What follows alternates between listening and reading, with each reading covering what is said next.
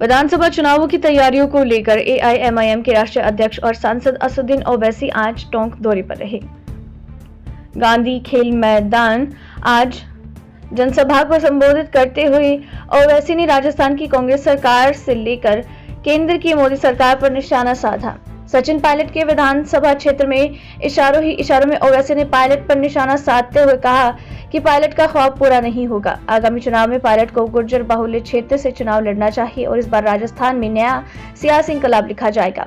आइए जानते हैं असदुद्दीन ओवैसी ने जनसभा को संबोधित करते हुए क्या कहा। नवभारत समाचार टोंक राजस्थान से केशवराज सेन की रिपोर्ट। तो सेकुलरिज्म के नाम पर वोट देना चाहिए आपको। और मैं जो बात कहने जा रहा हूं बहुत से लोगों को तकलीफ होगी, मगर मुसलमान कौम के जिम्मेदारान भी इलेक्शन के वक्त मस्जिदों से ऐलान कर देती है कि सेकुलरिज्म के नाम पर वोट दो। मुसलमान कौम के बड़े बड़े लोग ऐलान कर देते हैं कि सेकुलरिज्म की बका के लिए वोट दो। मुसलमान कौम को कहा जाता है कि ये चुनाव तुम्हारी जिंदगी और मौत का इलेक्शन है। बताओ मेरे अजीज दोस्तों और बुजुर्गों, भारत का कौन सा ऐसा चुनाव है जो हमारे लिए जिंदगी और मौत का नहीं बना? चुनाव के बाद जब हम मर जाते हैं तो कोई आकर पूछता नहीं है।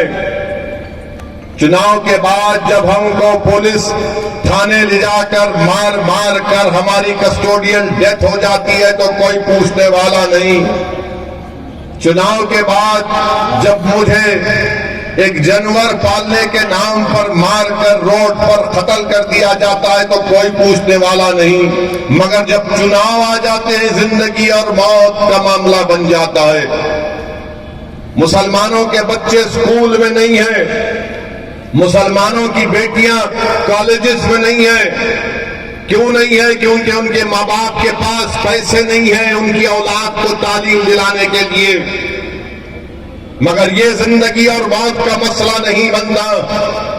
मैं आपको बता रहा हूं कि अगर आप ये तमाम नाइंसाफियों का खात्मा अगर करना चाहते हैं तो आपको एक अपना नेता बनाना पड़ेगा। कोई नेता आसमान से नहीं आएगा, कोई नेता जमीन से निकल कर नहीं आएगा। आपको नेता बनना पड़ेगा, आपको लीडर बनना पड़ेगा, आपको कायद बनना पड़ेगा, आपको कमांडर इन चीफ बनना पड़ेगा। और यही काम करने के लिए असदुद्दीन ओवैसी राजस्थान को आया है। मैं अपनी मकबूलियत में इजाफा करने के लिए नहीं आया हूं। अल्लाह सुब्हानहू व तआला का मुझ पर बहुत बड़ा करम रहा है सत्ताए नबी करीम सल्लल्लाहु अलैहि वसल्लम का। यही कोशिश मेरी और जमील की और जुबैर की है कि आप नेता बने, क्योंकि मुस्तकबिल आपका है, फ्यूचर आपका है। आपके मुस्तकबिल के फैसले ना कांग्रेस ले सकती है ना बीजेपी ले सकती है। आपके मुस्तकबिल के फैसले, आपके फ्यूचर के फैसले आपको लेना पड़ेगा, क्योंकि आपको बेहतर मालूम है बच्चे हैं। उसका मतलब यह है कि ग़िज़ायात की कमी अगर सबसे ज्यादा है तो मुसलमान है। कौन है इसका जिम्मेदार? जो लोग ओवैसी पर इल्जाम लगाते हैं कि ओवैसी चुनाव लड़ता है तो वोट काटने के लिए लड़ता है। अगर बताओ ये राजस्थान में जो बच्चे ग़िज़ा की कमी से तड़प तड़प कर मर रहे हैं उसका जिम्मेदार ओवैसी है या आप है? बताओ। नहीं, ये थालियां मारने के लिए मैं नहीं कह रहा हूं, मैं इसलिए कह रहा हूं कि ताकि आप जब यहां से उठकर अपने घर को जाएंगे तो कुछ सोच और फिक्र लेकर जाएं। लाइव लिंक तो जब मैं अपना भाषण खत्म करूंगा तो आपको मैं मजबूर करूंगा कि मैंने जो बातें यहां पर कह रहा हूं कि आपके दिल तक पहुंचे, आपके दिमाग तक पहुंचे, आपके घर तक पहुंचे, आपकी मां तक पहुंचे, आपके दोस्तों तक पहुंचे। और मैं चाहता हूं कि मैं जो कुछ कह रहा हूं ये बातें सचिन पायलट और अशोक गहलोत को और बीजेपी के मोदी और आरएसएस के लोगों तक भी पहुंचे।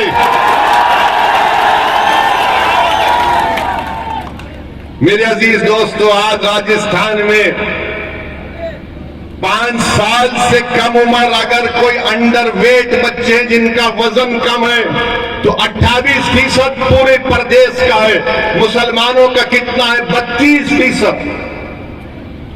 32% मुसलमानों के 5 साल से कम उम्र की औलाद, वजन कम है।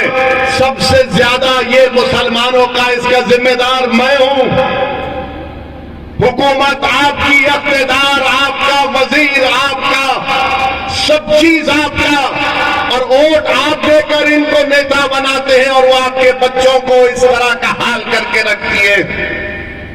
मैं राजस्थान की आवाम से, राजस्थान की जनता से कह रहा हूं, आपको ओवैसी पसंद नहीं होगा, पसंद मत करिए। मैं आपके पसंद का मोहताज कभी नहीं रहूंगा, मगर मैं जो सच्चाई को बयान कर रहा हूं वो तुमको इस पर सोचकर बताना पड़ेगा कि हमारे वोट से, मुसलमानों के वोट से तुमको तख्त और ताज मिला, मगर तुमने हमारे 5 साल के बच्चों को किस तरह का, किस हाल में पहुंचा दिया। यही नेशनल फैमिली हेल्थ सर्वे का कहता है कि वेस्टेड बच्चे होते हैं। यानी अगर किसी बच्चे की हाइट इतनी है तो उसका उतना वजन होना चाहिए। तो पूरे राजस्थान में 16% बच्चे वेस्टेड हैं। मुसलमान कितने हैं? 20% हैं। मुसलमान 20% हैं। बिस्मिल्लाहिर्रहमानिर्रहीम।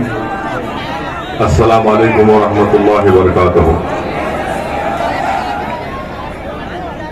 मंच पर तशरीफ फरमा राजस्थान के मजलिस इत्तेहादुल मुस्लिमीन के सदर मोहतरम जमील खां साहब, जनाब एडवोकेट काशिफ जुबैरी साहब, जो कोर कमेटी के मेंबर हैं मजलिस के, जनाब जावेद खां साहब कोर कमेटी मेंबर, जनाब इमरान नवाब साहब कोर कमेटी के मेंबर हैं, और साहबजादा मोहम्मद अहमद खान साबिका सदर अंजुमन खानदान अमीरिया व साबिका सदर जिला वफ़ कमेटी कौम, मौजूद हाज़रीन कराम, मेरे गयूर नौजवानों, आप तमाम का बेहद शुक्रिया कि इतनी तल्ख गर्मी के बावजूद भी आज आप मजलिस इत्तेहादुल मुस्लिमीन के इस जलसे में जो टोंक की सरजमीन पर मुनक़्क़द किया जा रहा है, आपने उसमें शिरकत की। आप तमाम का बेहद शुक्रिया। आप जानते हैं कि मजलिस इत्तेहादुल मुस्लिमीन ने राजस्थान प्रदेश में अपने सियासी सफर का आगाज किया है। हमने कोर कमेटी बनाई है और जनाब जमील खां साहब को उसकी जिम्मेदारी दी है, उनके साथ तमाम अरकान भी हैं। और इसी सिलसिले में मजलिस इत्तेहादुल मुस्लिमीन की तरफ से मेंबरशिप का आगाज भी किया गया है। मैं आप तमाम से गुजारिश करना चाहता हूं कि आप मजलिस इत्तेहादुल मुस्लिमीन से वाबस्ता रहिए, मजलिस इत्तेहादुल मुस्लिमीन की मेंबरशिप को कबूल करिए और अपनी पार्टी को मजबूत करिए। आप जानते हैं कि भारत की राजनीति की एक तल्ख हकीकत यह है कि जिस समाज के पास सियासी ताकत होती है उसी की तकालीफ को दूर किया जाता है। जिस समाज के पास उसका नेता होता है उसकी मुश्किलों को और उसका मुश्किलों को दूर किया जाता है, उसका विकास किया होता है। जिस समाज के पास सिर्फ वोट की ताकत होती है और उसके पास नेता नहीं होता तो उस समाज को कोई पलट कर पूछता भी नहीं है। जो समाज अगर ये समझता है कि मैं सिर्फ वोट डालने वाला हूं और मेरा काम सिर्फ वोट डालना है, तो याद रखिए आपके वोट डालने से आपकी मुश्किलात हल नहीं होती है। मैं राजस्थान के मुसलमान से ही नहीं बल्कि पूरे भारत के मुसलमानों से अपील कर रहा हूं कि आप सिर्फ वोट डालने वाले बन चुके हैं, आप वोट लेने वाले नहीं बने हैं। आपके दिमागों में इस बात को डाल दिया गया कि आपको सिर्फ वोट डालना है और वोट आप नहीं ले सकते हैं। मेरे अजीज दोस्तों और बुजुर्गों, मेरे इज्जतदार उलमाए कराम और मेरे गयूर नौजवानों और मेरी माँ और बहनों, आज हम अपने वतन अजीज के आजादी के 75 साल के अमृत उत्सव को मना रहे हैं। हम देख रहे हैं कि पार्लियामेंट के 16 या 17 इलेक्शन हो चुके हैं, मगर आज आप बताइए भारत की पार्लियामेंट में अगर 22 या 23 मुसलमान जीत कर आते हैं, जो हमारे मुसलमानों की आबादी के तनासुब के लिहाज से सिर्फ 4 और 5% के दरमियान में है। और मैं बड़ी जिम्मेदारी के साथ आपसे कह रहा हूं कि भारत में जितने समाज हैं, जितनी बरादरियां हैं, शेड्यूल कास्ट और शेड्यूल ट्राइब को छोड़कर, चाहे वो आला जात के हों या ओबीसी के हों, वो तमाम के तमाम बिरादरों की नुमाइंदगी भारत की पार्लियामेंट में या तो उनकी आबादी से बढ़कर मिलेगी या कम से कम उनकी आबादी तक उनके अरकान पार्लियामेंट या मेंबर ऑफ पार्लियामेंट आपको मिल जाएंगे। आखिर क्या वजह है कि भारत की पार्लियामेंट में मुसलमान जीतकर क्यों नहीं आते? ये मेरे पास कोई जादू की छड़ी नहीं है। जादूगर तो ये लोग हैं जो जादू करके आपका वोट हासिल कर लेते हैं। मगर आपको बयान कर रहा हूं, बताइए आज आप बजट में कहते हैं हमने कर कर दिखाया। क्या कह रहे हैं कि 3 रेजिडेंशियल स्कूल बच्चों के बनाएंगे।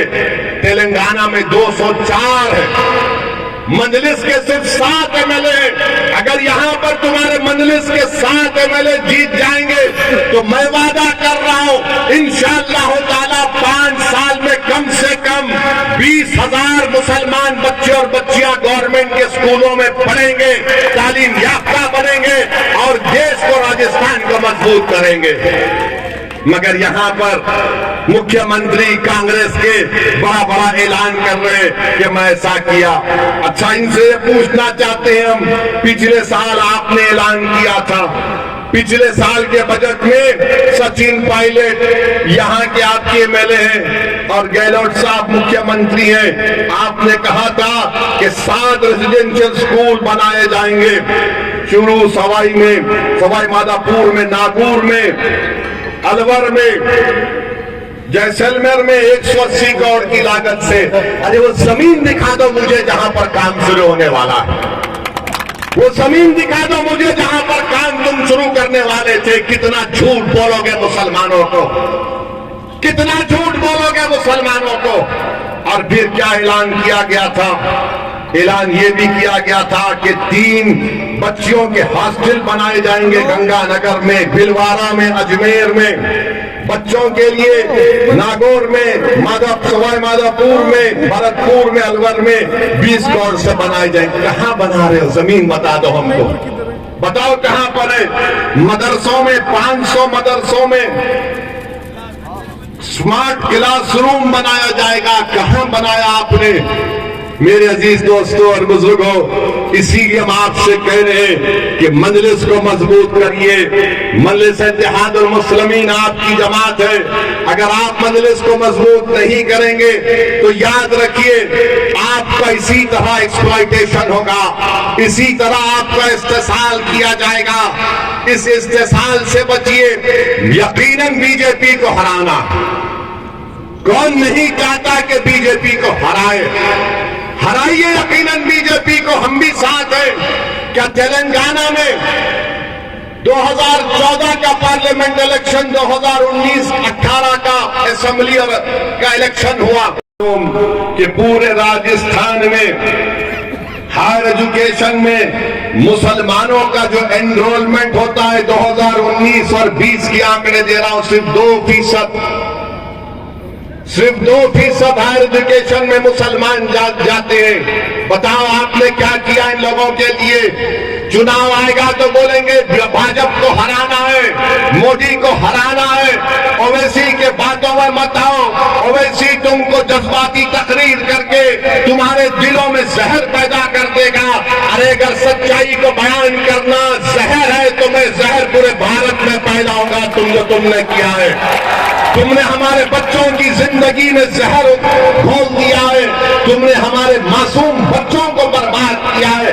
सत्ता में तुम हो, मैं नहीं हूं।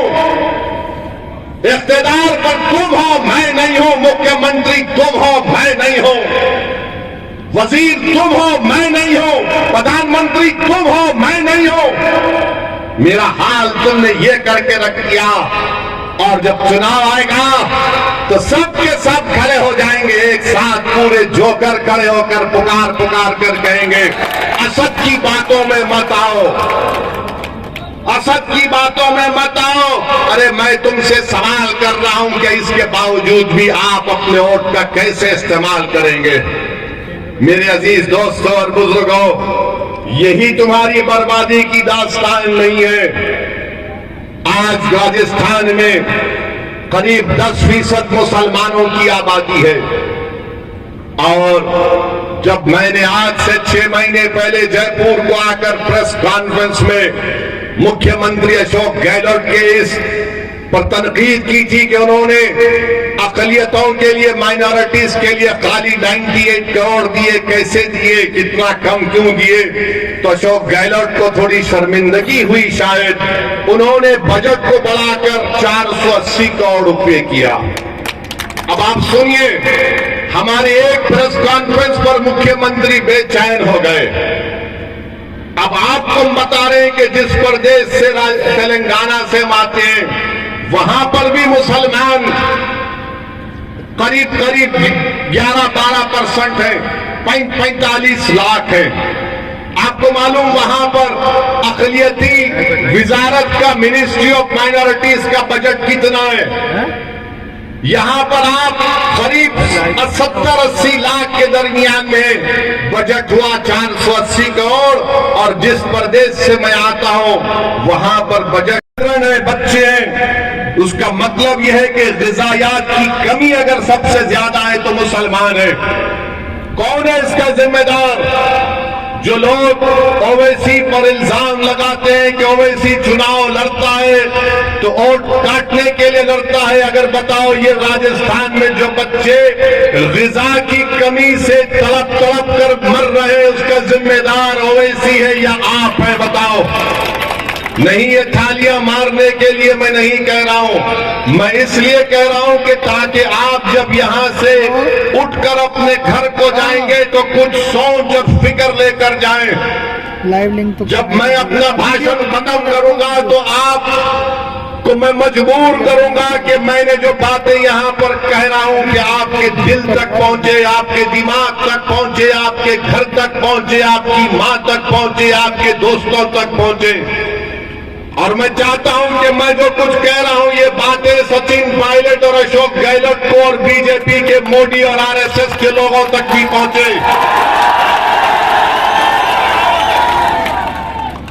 मेरे अजीज दोस्तों, आज राजस्थान में 5 साल से कम उम्र अगर कोई अंडरवेट बच्चे जिनका वजन कम है तो 28% पूरे प्रदेश का है। मुसलमानों का कितना है? 32%। 32% मुसलमानों के 5 साल से कम उम्र की औलाद वजन कम है। सबसे ज्यादा ये मुसलमानों का, इसका जिम्मेदार मैं हूं। हुकूमत आपकी, इख्तिदार आपका, वजीर आपका, सब चीज आपका, और वोट आप देकर इनको नेता बनाते हैं और वो आपके बच्चों को इस तरह का हाल करके रखती है। मैं राजस्थान की आवाम से, राजस्थान की जनता से कह रहा हूं, आपको ओवैसी पसंद नहीं होगा, पसंद मत करिए। मैं आपके पसंद का मोहताज कभी नहीं रहूंगा, मगर मैं जो सच्चाई को बयान कर रहा हूं वो तुमको इस पर सोचकर बताना पड़ेगा कि हमारे वोट से, मुसलमानों के वोट से तुमको तख्त और ताज मिला, मगर तुमने हमारे 5 साल के बच्चों को किस तरह का, किस हाल में पहुंचा दिया। यही नेशनल फैमिली हेल्थ सर्वे का कहता है कि वेस्टेड बच्चे होते हैं।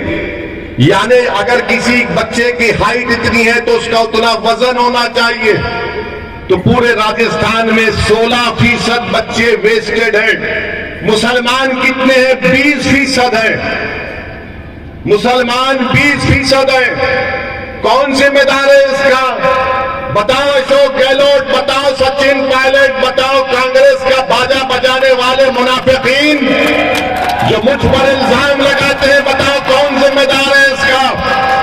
चुनाव आएगा तो तुम यही खड़े होकर टॉक में कहोगे कि ओवैसी को वोट मत दो, वोट काटना है। अरे जो बच्चों को बर्बाद कर रहे हैं उसका जिम्मेदार ये सरकार नहीं है तो कौन है? मैं हूं। और फिर यही आप देखेंगे कि स्टंटेड बच्चे, यानी जो बच्चे ठिठर जाते हैं, उर्दू में कहते कोता, पूरे राजस्थान में 31% स्टंटेड बच्चे और मुसलमानों में 35% है। 35% मुसलमानों के बच्चे। आपके घर में आपका भाई होगा, आपकी बहन होगी, आपके औलाद होगी। बताओ ये आपके लिए ये मामला क्या है? फिर पूरे राजस्थान में खून की कमी, एनीमिया, खून की बीमारी होती है जिससे ऑक्सीजन लेने में कमी होती है। यानी 6 महीने से 60 महीने के दरमियान में पूरे राजस्थान में करीब 60% ऐसे बच्चों को एनीमिया की बीमारी है। मुसलमान कितने हैं? 68.7%। 68.7% है। और जब चुनाव आएगा तो बोलेंगे ओवैसी आया है, भड़काऊ भाषण देता है। अरे मैं भड़काऊ भाषण देने का इल्जाम तुम मुझ पर इसलिए लगाते हो क्योंकि मैं तुमको आईना दिखाता हूं, तुम्हारी बर्बादी की दास्तान गरीबों में बयान करता हूं। ये बता दो प्रधानमंत्री, आपको बोलना पड़ेगा, रोकना पड़ेगा इन जालिमों को। हमारी बेटियां बेवा हो रही हैं, हमारे बच्चे यतीम हो रहे हैं और हम आरएसएस से पूछना चाह रहे हैं, उनके भगवत से जो हर थोड़े थोड़े दिन को एक उल्टा सीधा, कभी झूठ कभी सच का बयान दे देते हैं। अरे क्यों बात करेंगे आरएसएस से लोग? जो लोग बात कर रहे हैं आरएसएस से, और जुनैद और नसीर के घर को देखो तो मुझ पर तनकीद करते हो कि ओवैसी ये बोलता है। रे मैं सच्चाई को बयान कर रहा हूं। मेरे अजीज दोस्तों और बुजुर्गों, यही चंद गुजारिशात मुझे आप तक रखना था। हम भारत के प्रधानमंत्री को फिर से कह रहे हैं कि ये जो लोग हैं, ये जालिम लोग हैं। प्रधानमंत्री, अगर आप गांधी से मोहब्बत करते हैं, अगर आप गांधी से सच्ची मोहब्बत करते हैं, तो जिन्होंने जुनैद और नसीर को मारा प्रधानमंत्री, वो नाथूराम गोडसे की नाजायज हरामी औलाद है। प्रधानमंत्री, अगर आप गांधी से मोहब्बत करते हैं तो नाथूराम गोडसे की औलाद को रोको, इनको जेल में डालो। प्रधानमंत्री, ये जालिम लोग हैं, ये नाथूराम गोडसे की औलाद है। जुनैद और नसीर को मारने वाले नाथूराम गोडसे की हरामी औलाद है। इखलाक और पीनू खान को मारने वाले नाथूराम गोडसे की औलाद है। ये गांधी से नफरत करने वाले लोग हैं। हम आपको कहना चाह रहे हैं प्रधानमंत्री, आप मुसलमानों के भी प्रधानमंत्री है या नहीं, बता दो आप। अगर आप मुसलमानों के प्रधानमंत्री है तो हमको इंसान की तरह देखो। हम कभी वोट नहीं दिए बीजेपी को, ना देंगे इंशाअल्लाह ताला। हम कभी आरएसएस को नहीं मानेंगे, ना बात करेंगे इंशाअल्लाह ताला। हम डर कर आपके सामने नहीं झुकने वाले, हम लड़कर अपना हक लेंगे इंशाअल्लाह ताला आपसे। मेरे अजीज दोस्तों और बुजुर्गों, बहुत से लोग आज के बाद बड़ी तकलीफ में आएंगे। हम तो पायलट साहब से भी कहना चाह रहे हैं, पायलट साहब, मुझे लगता है कि आपका ख्वाब पूरा नहीं होगा। आपका ख्वाब तो पूरा नहीं होगा पायलट साहब, आप ऐसे ही फिरते रहेंगे। मगर पायलट साहब, अब के बाद चुनाव आप गुज्जर विधानसभा और उनकी पार्टी बीजेपी और आरएसएस ने, और राजस्थान में कांग्रेस ने, या जिस प्रदेश में कांग्रेस की सरकार है, उन्होंने मुसलमानों का यह हाल करके रख दिया कि कांग्रेस वाले कहते हैं कि अगर तुम जिंदा हो तो हमारी वजह से और बीजेपी आरएसएस कहती है कि जब तुम मर जाते हो तो तुम्हारे बच्चों की तदफीन अगर खबर बनती है तो हमारी वजह से, यानी जिंदा है तो इनके रहमो करम पर और तदफीन हो रही है तो इनके रहमो करम पर। ये मजाक बना कर रख दिया आपने, ये मजाक बना कर रख दिया हमारा आपने। यही अशोक गहलोत है, पूछिए इनसे कि गुजरात को आए थे, एक बापू नगर विधानसभा में मजलिस का एक कैंडिडेट था, रात के 12 बजे अशोक गहलोत उसको बुलाते, वो बेईमान निकला, उसने अपना ईमान बेच दिया 20-25 लाख पर, तो अशोक गहलोत नाइट सूट में उसको खंडवा पिला रहे, और नतीजा क्या निकला?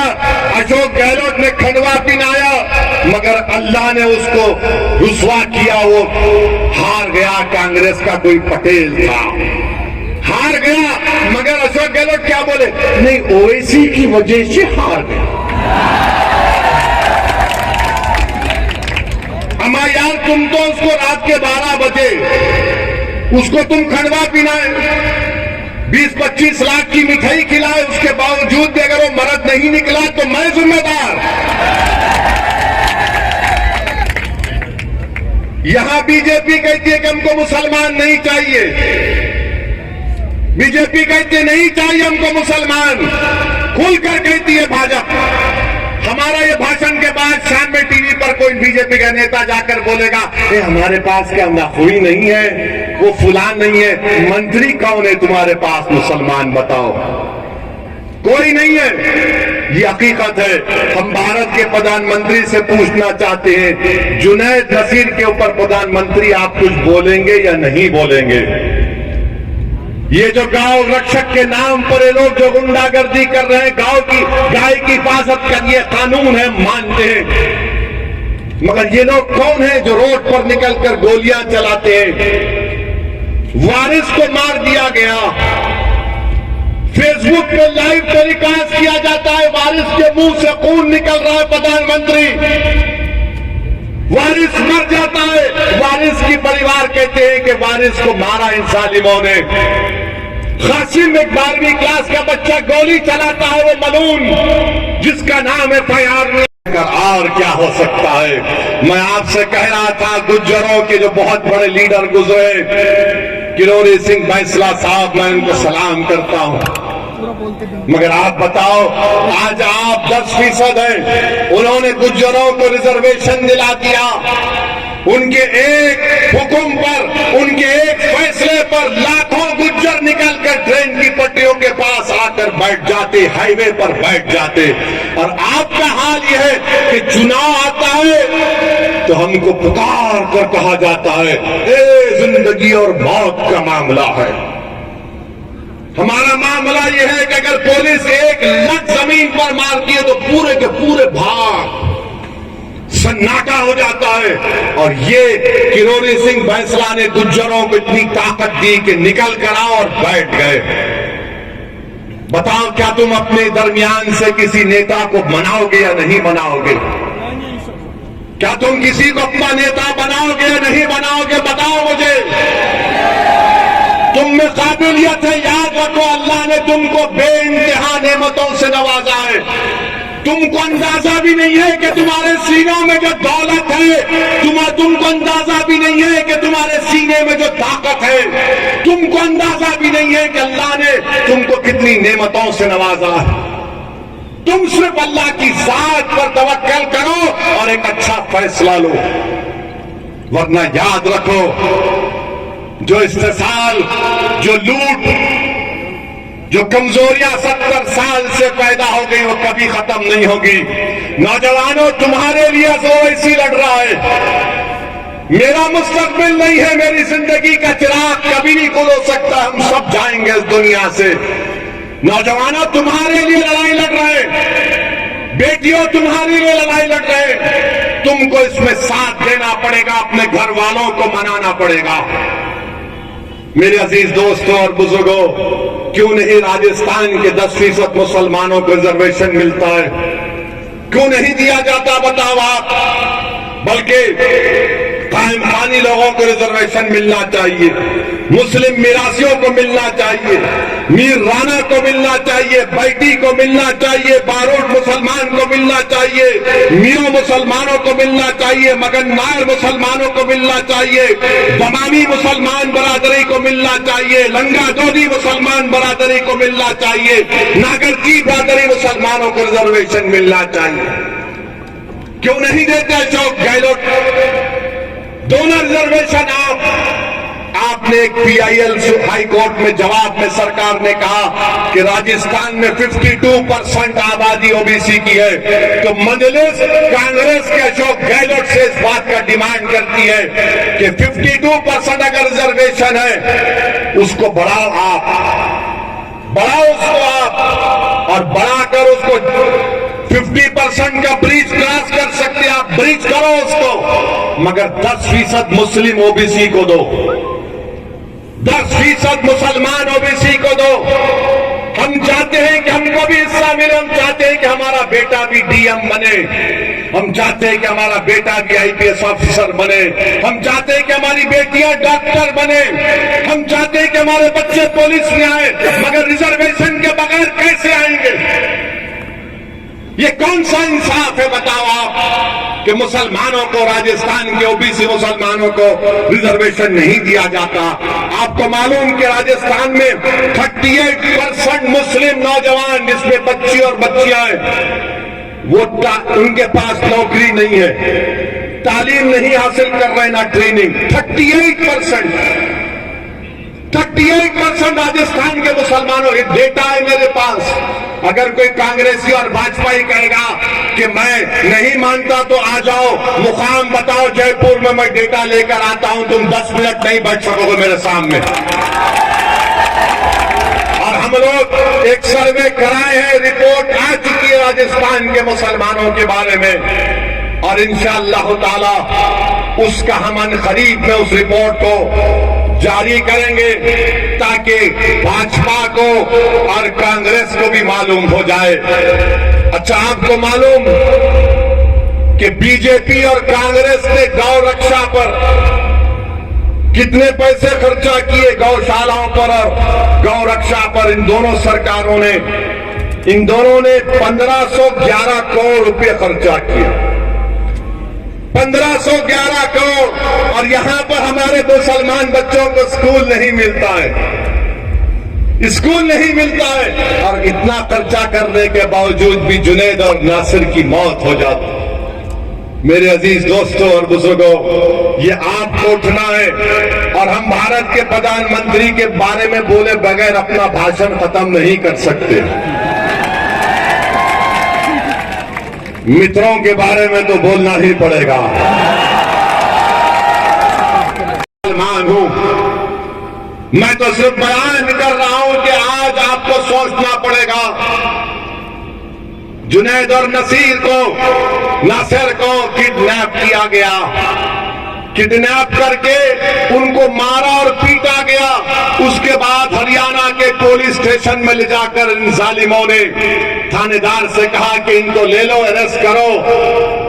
इन्होंने गाय तस्करी करते थे, तो थानेदार ने कहा ये मर जाएंगे, मैं नहीं लूंगा। तो इन जालिमों ने 180 किलोमीटर दूर ले जाकर 180 किलोमीटर दूर ले जाकर जुनैद और नासिर को, उनके जिस्मों को जला दिया, गाड़ी को जला दिया। थोड़ी देर के लिए सोचो कि जुनैद तुम्हारा खून का भाई है, थोड़ी देर के लिए सोचो कि नासिर तुम्हारा भाई है। मैं इसलिए कह रहा हूं कि भारत में बहुत कम लोग रह गए हैं जो गरीबों की बर्बादी को अपनी बर्बादी समझते हैं, जो मजलूमों की बर्बादी को अपनी बर्बादी समझते हैं। मगर कम से कम तुम तो समझो, क्या तुम उस वक्त उठोगे जब तुम्हारे घर में तुम्हारा भाई जलेगा? क्या तुम उस वक्त उठोगे जब तुम्हारे सामने जली हुई लाशें आएंगी? ये पूरे देश के लिए कह रहा हूं, ये सिर्फ मुसलमानों का मसला नहीं है, ये इंसानियत का मसला है, ये भारत के संविधान का मसला है, रूल ऑफ लॉ का मसला है। मैं देश के प्रधानमंत्री से कह रहा हूं कि G20 के आप प्रेसिडेंटशिप मुबारक हो, मगर ये कौन सी भारत में ये रिवाज बन चुका है कि बच्चों को किडनैप करके उनको पीट कर उनको जिंदा जला दिया जाता है। ये कौन से आजादी का अमृत उत्सव मना रहे? ये गांधी का मुल्क है, अबुल कलाम आजाद का मुल्क है, जवाहर बरदरान का मुल्क है, गरीब नवाज की सरजमीन है ये। और आज आप ये हमको तोहफा दे रहे हैं, ये हमको तोहफा दे रहे हैं। मेरे अजीज दोस्तों और बुजुर्गों, क्या गुजरती होगी। कल हम घर गए थे जुनैद के, सुन रहा था, पुकार पुकार कर मुझसे और जमील से कह रहे थे कि जुनैद के 6 बच्चे नहीं, उसके भाई के बच्चे भी की बच्चों की औलाद की परवरिश जुनैद की थी, क्योंकि उसका बड़ा भाई का दिमागी तवाजुन ठीक नहीं है। जुनैद अपने बच्चों के साथ अपने भाई के बच्चों को भी पालता था। आज एक घर में एक आदमी के मौत से, उसको जिंदा जलाने से 13 बच्चे यतीम हो गए, 13 बच्चे यतीम हो गए। अरे अगर ये गांधी का मुल्क है, गौतम बुद्ध का मुल्क है, महावीर का मुल्क है, सुल्तान हिंद गरीब नवाज का मुल्क है, तो फिर कहां गई इंसानियत? ये कौन है ये शयातीन जो इंसानियत को खत्म करना चाहते हैं? मेरे अजीज दोस्तों और बुजुर्गों, आज आप देखते हैं कि राजस्थान के मुख्यमंत्री ने ऐलान किया कि हम जुनैद और नासिर को 15-15 लाख देंगे। मुख्यमंत्री अशोक गहलोत साहब, जब आपके प्रदेश में भीलवाड़ा और उदयपुर में इस तरह का एक वाकया जो हम सब ने कंडेम किया था, तो आपकी सरकार ने 50 लाख और एक गवर्नमेंट की नौकरी दी थी। यहां पर भरतपुर में अगर होता है तो क्यों नहीं दे रहे आप तफरका कर रहे हैं, आप डिस्क्रिमिनेशन कर रहे हैं। कांग्रेस की सरकार तशद्दुद का मुजाहरा कर रही है। मरने वाला तो मर गया, मगर मजहब के नाम पर 50 और 15 लाख कैसे होते हैं, बताओ मुझे। बोलो जो कांग्रेस की तारीफ करते हैं, सदियों से कर रहे, खानदान के कर रहे, बताओ ये कौन सा इंसाफ है? क्या जुनैद और नासिर की जिंदगी, उनकी जिंदगी कम थी क्या? बल्कि मेरा तो मानना यह है कि इंसान की जान की कोई कीमत नहीं हो सकती, इंसान के जान की कोई कीमत नहीं हो सकती।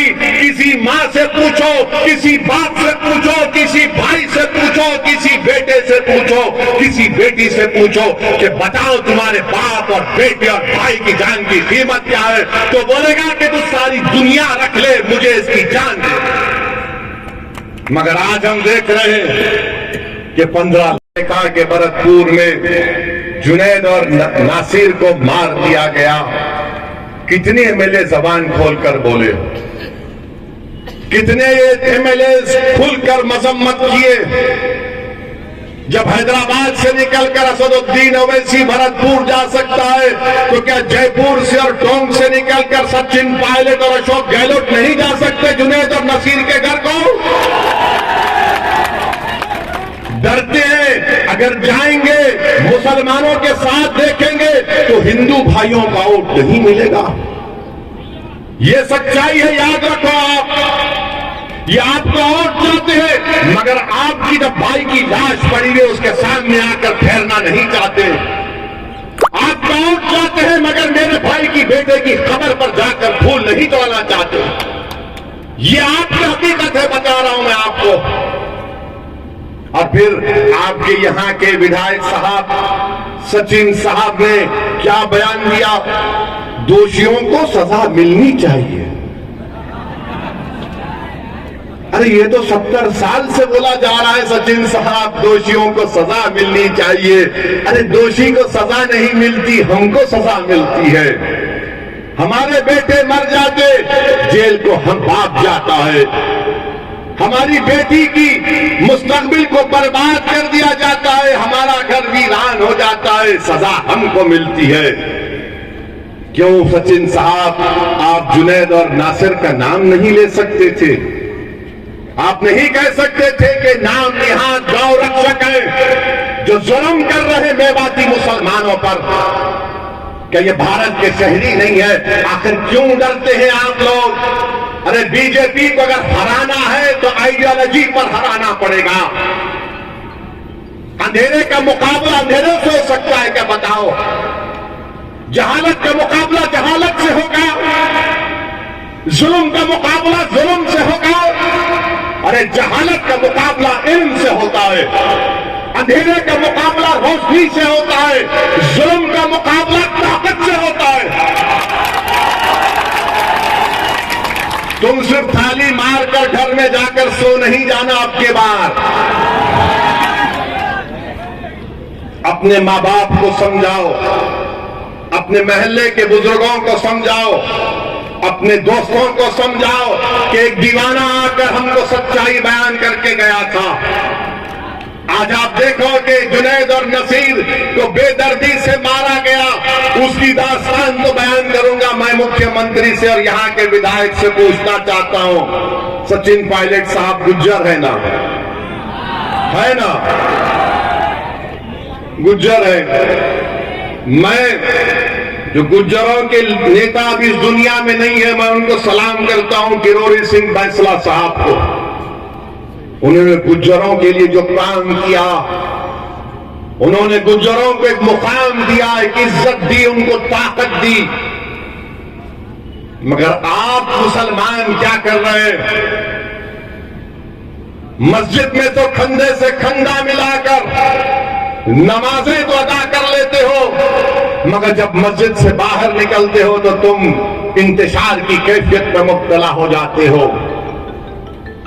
जो हय्या अलस सलाह हय्या अलल फलाह की सदाएं सुनकर अपने सरों को अल्लाह की बारगाह में झुकाते हो, पेशानियों को झुकाते हो, दुरूद और सलाम के नजराने रहमतुल्लाह आलमीन सल्लल्लाहु अलैहि वसल्लम पर भेजते हो, और जब बाहर निकलते हो तो फिर तुम इंतशार का शिकार क्यों होते हो? बताओ मुझे, बताओ मुझे, तुम क्यों इंतशार का शिकार हो जाते हो? क्या तुम्हारी दुआओं में ताकत नहीं रही? अरे तुम्हारी दुआओं में ताकत है। तुम दुआ करो और मैदान में निकलकर उन दुआओं को आजमाओ तो सही कभी कि अल्लाह मैंने तेरे सामने मेरी मुसीबत को बयान किया, अब मैं जुनैद और नसीर के हक के लिए लड़ूंगा, परवरदिगार मेरी मदद को फरमा। तुम निकलोगे नहीं तो मदद कैसे आएगी? अगर तुम समझोगे कि सिर्फ दुआओं से हो काम हो जाएगा, नहीं। अगर दुआओं से काम होता तो रहमतुल्लाह आलमीन सल्लल्लाहु अलैहि वसल्लम उहद के मैदान में अपने दंदाने मुबारक को शहीद नहीं कराते। मेरे अजीज दोस्तों और बुजुर्गों, अगर दुआओं से काम होता तो इमाम हुसैन एक जालिम के सामने अपनी गर्दन को नहीं कटाते, बल्कि अपनी पूरी आल को कुर्बान कर दिया हक की सरबुलंदी के लिए। इमाम हुसैन ने लाखों सलाम इमाम हुसैन को। बताओ फिर तुम आप और हम क्या कर रहे हैं? सोचो मेरे पास कोई जादू की छड़ी नहीं है। जादूगर तो ये लोग हैं जो जादू करके आपका वोट हासिल कर लेते हैं, मगर आपको बयान कर रहा हूं। बताइए, आज आप बजट में कहते हैं हमने कर कर दिखाया। क्या कह रहे हैं कि 3 रेजिडेंशियल स्कूल बच्चों के बनाएंगे। तेलंगाना में 204 है, मजलिस के सिर्फ 7 एमएलए। अगर यहां पर तुम्हारे मजलिस के 7 एमएलए जीत जाएंगे तो मैं वादा कर रहा हूं इंशाअल्लाह ताला 5 साल में कम से कम 20,000 मुसलमान बच्चे और बच्चियां गवर्नमेंट के स्कूलों में पढ़ेंगे, तालीम याफ्ता बनेंगे और देश को, राजस्थान को मजबूत करेंगे। मगर यहां पर मुख्यमंत्री कांग्रेस के बड़ा बड़ा ऐलान कर रहे हैं कि मैं ऐसा किया। अच्छा, इनसे पूछना चाहते हैं हम, पिछले साल आपने ऐलान किया था, पिछले साल के बजट में सचिन पायलट यहाँ के आपके एमएलए हैं और गहलोत साहब मुख्यमंत्री हैं, आपने कहा था कि 7 रेजिडेंशियल स्कूल बनाए जाएंगे। चूरू, सवाई में, सवाई माधोपुर में, नागौर में, अलवर में, जैसलमेर में 180 करोड़ की लागत से, अरे वो जमीन दिखा दो मुझे जहां पर काम शुरू होने वाला है, वो जमीन दिखा दो मुझे जहां पर काम तुम शुरू करने वाले थे। कितना झूठ बोलोगे मुसलमानों को, कितना झूठ बोलोगे मुसलमानों को। और फिर क्या ऐलान किया गया था? ऐलान ये भी किया गया था कि 3 बच्चियों के हॉस्टल बनाए जाएंगे गंगानगर में, भिलवाड़ा में, अजमेर में, बच्चों के लिए नागौर में, सवाई माधोपुर में, भरतपुर में, अलवर में 20 करोड़ से बनाए जाएंगे। कहां बना रहे हो? जमीन बता दो हमको, बताओ कहां पर है? मदरसों में, 500 मदरसों में स्मार्ट क्लासरूम बनाया जाएगा। कहां बनाया आपने? मेरे अजीज दोस्तों और बुजुर्गों, इसीलिए हम आपसे कह रहे हैं कि मजलिस को मजबूत करिए। मजलिस इत्तेहादुल मुस्लिमीन आपकी जमात है। अगर आप मजलिस को मजबूत नहीं करेंगे तो याद रखिए आपका इसी तरह एक्सप्लॉयटेशन होगा, इसी तरह आपका इस्तेसाल किया जाएगा। इस इस्तेसाल से बचिए। यकीनन बीजेपी को हराना, कौन नहीं चाहता कि बीजेपी को हराए? हराइए यकीनन बीजेपी को, हम भी साथ हैं। क्या तेलंगाना में 2014 का पार्लियामेंट इलेक्शन, 2019-18 का असेंबली का इलेक्शन हुआ, क्या हमने बीजेपी को वहां पर नहीं रोका? कैसे रोका हमने तेलंगाना में बीजेपी को? 2014 के असेंबली के इलेक्शन में रोका, विधानसभा के 2018 में रोका और इंशाअल्लाह 2023 में भी रोकेंगे। मगर रोकते कैसा हमें सुनो आप, कैसा रोकते? पूरे भारत में मुसलमान मर जाता है बीजेपी को रोकने के लिए, तो हम तेलंगाना में हम मरते नहीं, हम जिंदा रहते हैं। जिंदा रहकर बीजेपी को रोकते और अपने आप को ताकत देते हैं। 7 एमएलए जीतते हैं और फिर बीजेपी को रोकते भी हैं। मगर यहां पर क्या होता है कि नहीं नहीं प्यारे, तुम मिट जाओ, मर जाओ, घर बर्बाद कर लो, मगर बीजेपी को रोको, क्योंकि तुम्हारी खबरों के ऊपर हम इख्तिदार का महल तामीर करेंगे। यही तो हो रहा है ना। हमारे ख्वाबों को चूकना-चूर करके कांग्रेस अपने इख्तिदार का महल तामीर करती है। हमारे बच्चों के मुस्तकबिल को बर्बाद करके इख्तिदार पर आते हैं। हमारे बच्चों को जेल में डालकर मुख्यमंत्री और वजीर बन जाते हैं। मुस्लिम इलाकों को पसमानदा रखकर अपने इख्तिदार की महलों को चमकाया जाता है। मेरे अजीज दोस्तों और बुजुर्गों, मेरे गयूर नौजवानों, मेरी जबान से निकलने वाले अल्फाज अगर आपको कड़वी लग रहे हैं तो मुझे माफ करना। मैं लच्छेदार गुफ्तगू करने का आदी नहीं हूं। अल्लाह ने मुझे जब खड़ा किया है बोलने के लिए, तो भारत का पार्लियामेंट हो या फिर टोंक की सरजमीन हो, भारत के पार्लियामेंट में अगर बीजेपी के 300 एमपीओ के सामने खड़े होकर अगर मैं कहता हूं कि भाजपा भारत के मुसलमानों पर जुल्म कर रही है, तो खड़े होकर कहता हूं कि बगैर किसी से डरे, क्योंकि मेरा ये बुनियादी हक है संविधान के तहत।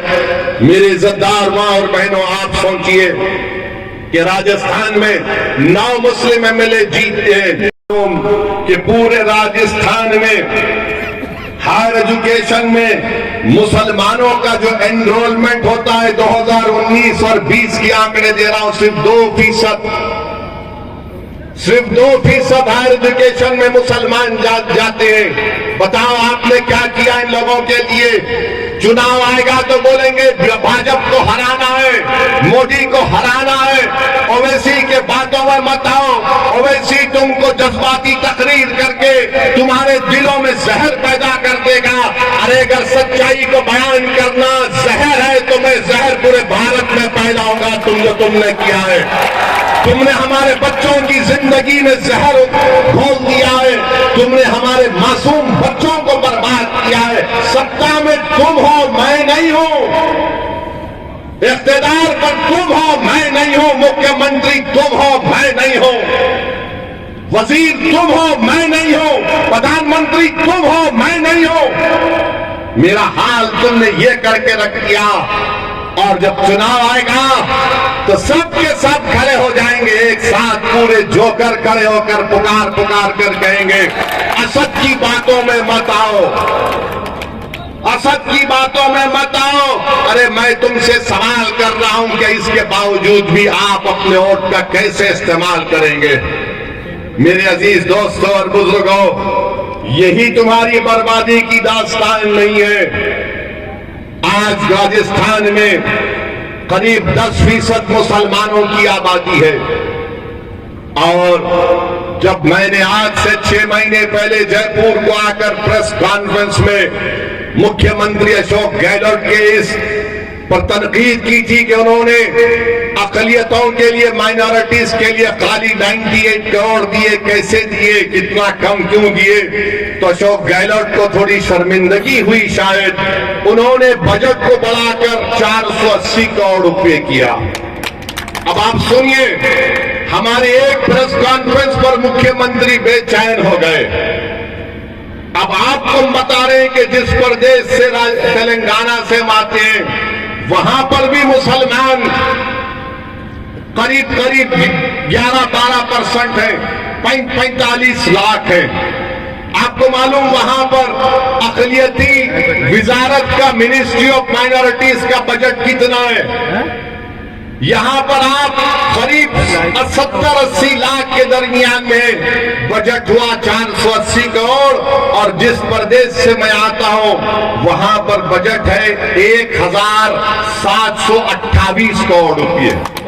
नहीं, तालियां नहीं मारना, वोट डालते वक्त सोचो इस बात को। 1728 करोड़ रुपए तेलंगाना का बजट है। मंजलिस के सिर्फ 7 एमएलए हैं, कोई मंत्री नहीं है, मगर मंजलिस की मौजूदगी वहां की हुकूमत को मजबूर करती है कि अक़लियतों से और मुसलमानों से जो वादा किया उसको पूरा करना पड़ता है। राजस्थान में आपकी तादाद ज्यादा है मगर आपके पास सियासी ताकत नहीं है, आपके पास नेता नहीं है, आप मुत्तहिद नहीं है, आप खानों में बटे हुए हैं। तो इसीलिए यहाँ की सरकार कहती है कि इनको कैसा भी करो, ये फिर फिराकर हमको ही वोट डालेंगे। एक कांग्रेस के नेता ने मुझसे कहा था कि ओवैसी तुम सारे भारत में फिरते हो मगर मुसलमान तो हमको ही वोट डालेगा, तुम्हारी सभाओं में आएगा, खुश होगा मगर फिर फिरा के हमको वोट डालेगा। मैंने कहा कि जब मैंने शुरू अपना काम किया है तो इंशाअल्लाह ताला शायद अगर मेरी जिंदगी में ना हो तो मेरी मौत के बाद तुम्हारा ऑफिस खाली रहेगा, वीरानी की निशान बन जाएगा इंशाअल्लाह ताला।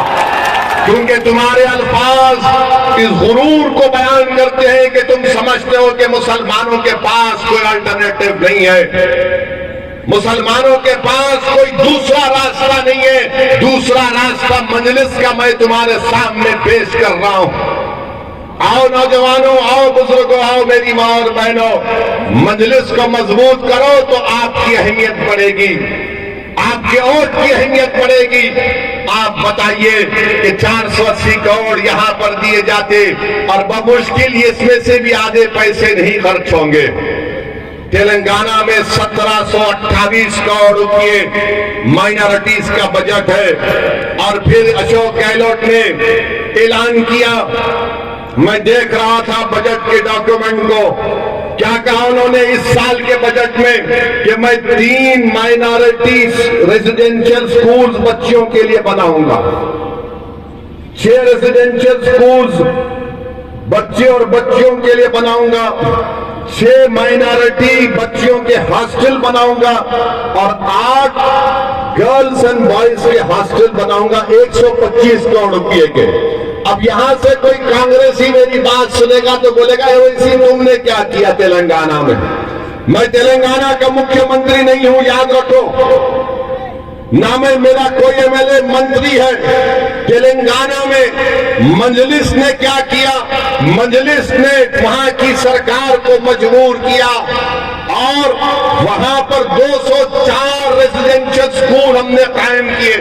गवर्नमेंट के 204 रेजिडेंशियल स्कूल में 60,000 मुस्लिम बच्चे और बच्चियां छठी जमात से 12वीं जमात तक फ्री में पढ़ती है। खाना सरकार का, कपड़ा सरकार का, बच्चियों का अलहदा स्कूल, उसी में अलहदा हॉस्टल, बच्चों का अलहदा स्कूल और अलहदा हॉस्टल। इसको बोलते हैं सियासत। इसी के अंदर बदलाव करेंगे और वो भी बड़ा बदलाव करेंगे। क्या करेंगे बदलाव? वो बता रहे कुछ कि करेंगे। कौन करेंगे? केंद्रीय गृह मंत्री, केंद्र सरकार। केंद्रीय गृह मंत्री का एक बयान सामने आया है। उस बयान के अंदर वो कह रहे हैं IPC उसके अंदर बदलाव किया जाएगा। किस ताल्लुक से? वो बता रहे हैं। किस ताल्लुक से? वो तो वही बताएंगे। आप क्या बता रहे हो? चलिए बस चलिए। की शॉप पे जाता है। देखिए, आपने कहा कि नहीं है। प्रधानमंत्री मोदी गो तस्करों कहाँ है स्कूल, कहाँ है कॉलेज, कहाँ है? नहीं है बिल्कुल। हम जब आपको जयपुर में रिलीज करेंगे रिपोर्ट, आपको रिपोर्ट देंगे, आप देख लीजिए। सर एक सवाल। सर क्या आपने कहा कि प्रधानमंत्री गठबंधन कर सकती है विधानसभा में? हाँ कर सकते हैं, वो बताएंगे बाद में आपको। अभी तो हम देखिए सर, आप मंच पर मौजूद थे जब एक बात। हाँ। किस तरह के आरक्षण की आप डिमांड करते हैं और क्या उसमें आप अगर यहाँ देखिए, अभी तो आरक्षण बढ़ के 64% हो चुका है ना अभी तो राजस्थान में। उसको और बढ़ाइए और 10% मुस्लिम OBC को दीजिए, उसमें जितने बरादरियां हैं उनको दीजिए। अच्छा, यहाँ पे सर्वे हो रहा था मुसलमान का, उसको रोक दिया गया क्योंकि किसी ने इतराज किया। क्यों रोक दिया आपने सर्वे को? उनका सोशल एजुकेशनल स्टेटस को जानने के लिए सर्वे तो रोक दिया गया सरकार ने। क्यों रोका उसको? टोंक रोजगार के ऊपर सबसे पिछड़ा स्तर है। वो तो हमारे आपको हम बोल कर आए हैं जयपुर में, अब आप डबल नहीं पूछेंगे। पहला सवाल है सर। बोलो लास्ट सवाल कर देंगे, जवाब दे दो सवाल का। बोलो पूछ लीजिए। B team. आपने कहा कि गो रक्षकों पर आपने जो आपको पूछना था, फटाफट बोलने दे रहे नहीं बोलते हैं, किस तरह की मांग आप रखते हैं कि उन पर कार्रवाई हो? ये देखिए, अगर कोई हरियाणा प्रदेश में कोई लोग हथियार लेकर फिर रहे हैं, हथियार, बंदूक, एक नहीं, दो, तीन, क्या वो अलाउ कौन कर रहा है? सरकार अलाउ कर रही है ना। आप उन पर रोक लगाइए। और अगर काउ स्लॉटर का कानून है तो उस कानून के ऊपर देखभाल करने वाली तो पुलिस और सरकार होगी। ये कौन होते हैं भाई? ये मिलिशिया हैं क्या? ये लोग विजिलेंटी हो जा रहे हैं लोग कि जिसको चाहे उठा लेते हैं, जिसको चाहे मारते हैं, गोली मारते हैं। कौन है ये लोग? इनको किसने अख्तियार दिया? कौन से IPC में लिखा हुआ है, कौन से CRPC में लिखा हुआ है कि आप जाकर जुर्म तय करेंगे और मारेंगे, गोली मारेंगे और बर्बाद कर देंगे? ये लॉलेसनेस भी नहीं बोल सकते इसको। अगर ऐसा ही चलता रहेगा तो फिर एक वक्त आएगा कि देश में पुलिस थानों को बंद करना पड़ेगा और कोर्ट तो वीरान हो जाएंगे खुदा ना खास्ता, क्योंकि वो खुद तय कर रहे हैं। वो कोर्ट भी बन चुके हैं, पुलिस भी बन चुके हैं, क्योंकि सरकार उनकी तायीद कर रही है। आप इसको बंद कराइए। कानून राज्य का मसला है। अरे देखिए, नेशनल फैमिली हेल्थ सर्वे 2019-20 है, ये मेरे दिमाग का नहीं है। UIDAC का डेटा है भारत सरकार का, जो हम कह रहे हैं कि इतने मुसलमान कम हायर एजुकेशन में है। ये मेरा दिमाग से बना हुआ नहीं है। एक थोड़े दिन ठहर जाइए, हम पूरा एक सेमिनार करेंगे, उस रिपोर्ट को जारी करेंगे। हाँ वही रिपोर्ट में क्या कुछ होने वाला वो, अरे बहुत कुछ है उसमें। अभी से एंटी क्लाइमैक्स हो जाएगा ना, आपको तकलीफ तो देना पड़ेगा। हाँ, किस तरह का सर्वे है? सर्वे नहीं है, पूरा रिपोर्ट है। गवर्नमेंट का ही हमने डेटा लेकर उसको जमा करके हर माने चाहे एजुकेशन हो, हेल्थ हो, वेरियस जो सोशल डेवलपमेंट इंडिकेटर्स हैं, उसके ऊपर रिपोर्ट तैयार की। हमने तैयार नहीं की, हमने एक्सपर्ट्स को दिया है, एक थिंक टैंक है उनको दिया है, उन्होंने तैयार की है। आपको सर एक सवाल है, तो अगर सचिन पायलट चुनाव लड़ते हैं तो आपके पास कोई चेहरा है चुनाव लड़ने के लिए? बड़ा चेहरा, बहुत चेहरे हैं।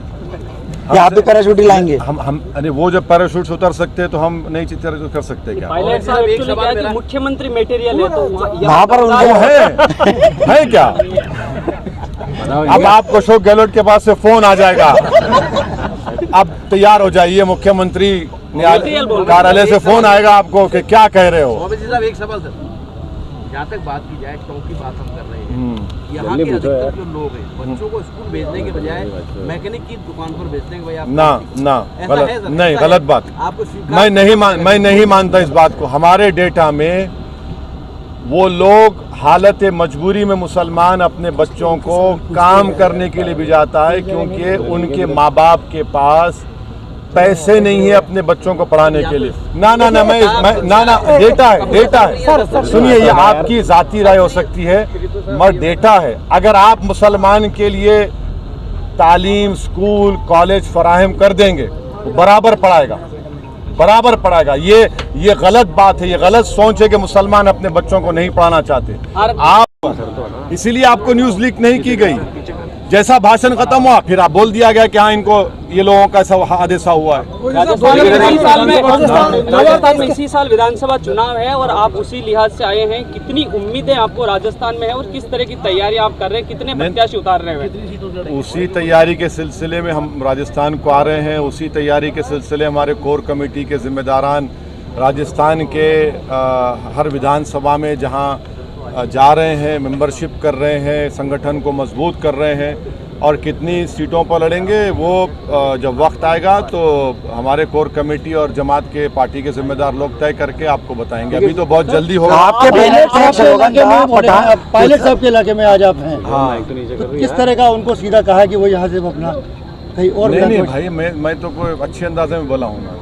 पटल क्या उनको कहा आपने? कहा कि पायलट साहब का ख्वाब पूरा नहीं होगा। हाँ, तो क्या आप नहीं समझे उस बात को? नहीं, बिल्कुल आप नहीं समझे। समझ गए।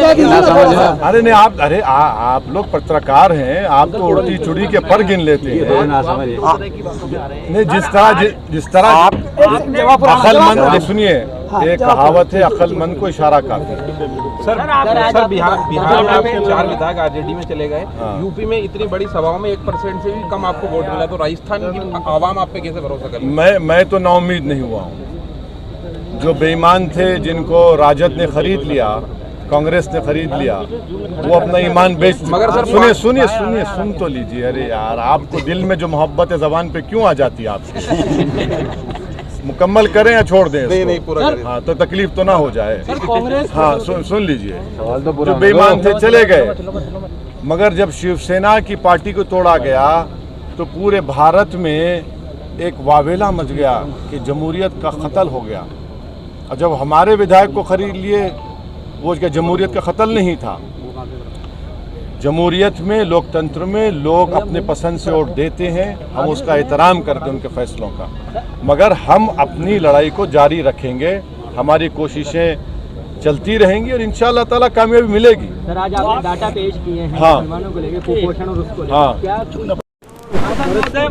यार कजोड़ लगाना है इसको, ऊपर से माइक को। क्योंकि सरकार कह रही है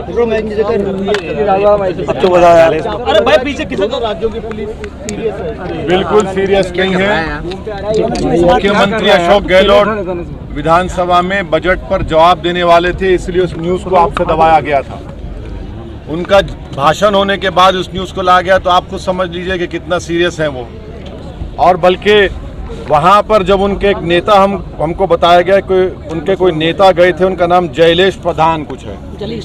वो जब गए तो वहाँ पर पीड़ित परिवार से बोल रहे कि थाली मारो। अबे लाश रखी हुई है, कह रहा थाली मारो। कहाँ सीरियस है लोग? हरियाणा की सरकार तो उनको बचा रही है, उन्हीं ने उनको हथियार दिए, उन्हीं ने उनको पुलिस का प्रोटेक्शन दिया। तो दोनों सरकारें सीरियस नहीं है। अगर सरकार सीरियस है राजस्थान की कांग्रेस की, तो पुलिस को टीम को भिजाइए, हरियाणा पर जाइए, कानूनी तरीके से उन तमाम को पकड़ कर लाइए। लोगों का डिमांड लेटर है, डिमांड लेटर है आपकी पार्टी का, टाइमिंग है, उसमें समय सीमा सरकार को समय सीमा दी है या डिमांड लेटर दिया है सरकार को? देखिए, जिस सरकार में इंसानियत होगी उसको उस पीड़ित परिवार से इंसाफ करना पड़ेगा। और नासिर के भाई ने सही कहा, जब किसी मंत्री ने कहा कि हम 20 लाख देते हैं, तो उसने जवाब में कहा कि मैं मुख्यमंत्री को 20 लाख देता हूं, मेरे भाई के कातिलों को पकड़ कर लाओ। सर, आपने क्या किया? आपकी पार्टी ने क्या किया? हमने क्या किया? बिल्कुल यही कर रहे हैं। कॉपी होगी लेटर की? अगला सवाल बिल्कुल करेंगे। जिस दिन हम मुख्यमंत्री हम बन जाएंगे उस दिन ये सवाल करिए। मगर जो मुख्यमंत्री आप उनसे पूछ ही नहीं रहे हैं। आप डरते क्यों है मुख्यमंत्री कांग्रेस से? नहीं सुनिए, आप प्रतिनिधि आप भी हैं, आप डरते क्यों है कांग्रेस से? राउंड अप भी कर चुकी है कुछ लोगों को, लेकिन उनका कहना है कांग्रेस का कुछ लोग भड़काना चाहते हैं और इस पर राजनीति कर रहे हैं। क्या आपकी सभा वहाँ होना और इस तरह की बयानबाजी देना? मेरी सभा का डेट आपको कब दी गई थी बताइए? पहले से थी। कब? 1 हफ्ते 15 दिन पहले। हाँ, फिर ये कैसा होगा बताइए? नहीं, आपका भाषण कोई हमारा भाषण में क्या आपत्ति नहीं था उसमें बताओ? कुछ नहीं था। आप अपनी कमजोरी को छुपाने के लिए हम पर इल्जाम लगाओ, मगर सच्चाई छुप नहीं सकती है। अगर आपकी राजस्थान का प्रशासन जब कंप्लेन दी गई थी कि उन बच्चों को उठाकर लेकर गए, अगर आप बॉर्डर बंद कर देते तो आज जुनैद और नसीर जिंदा रहते। आपने उनको कहा कि चलो भागो यहाँ से।